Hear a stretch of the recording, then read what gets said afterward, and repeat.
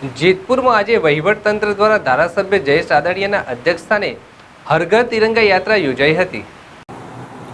આ ભવ્ય તિરંગા યાત્રા જેતપુર પોલીસ ગ્રાઉન્ડથી સ્વામિનારાયણ મંદિર સુધી નીકળી હતી, જેમાં તિરંગા યાત્રાનું ઠેર ઠેર ફુલહારથી સ્વાગત કરવામાં આવ્યું હતું।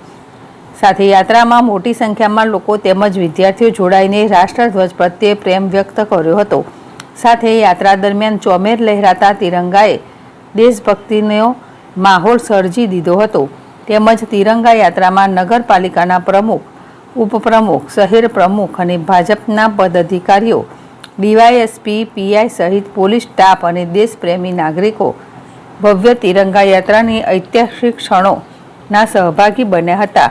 સાથે ધારાસભ્ય જયેશ રાદડિયાએ પણ તમામ નાગરિકોએ પોતાના ઘરે તિરંગો લગાવવા અપીલ કરી હતી। સુરેશ બાલિયા, જેડેશ ટીવી, જેતપુર।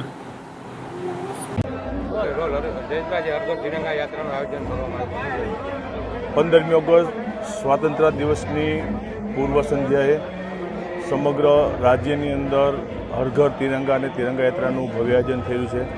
જેતપુર ખાતે જેતપુર શહેર, જેતપુર તાલુકા અને આજુબાજુના વિસ્તારના સૌ વડીલો, યુવાન મિત્રો, ભાઈઓ બહેનો, વિદ્યાર્થીના સ્કૂલના બાળકો સહિત આજે મોટી સંખ્યામાં ભવ્ય તિરંગા યાત્રાનું આયોજન કરવામાં આવ્યું હતું। એક દેશ માટે માન સન્માન અને સમગ્ર ભારતવાસીઓને દેશ માટે ગૌરવ છે।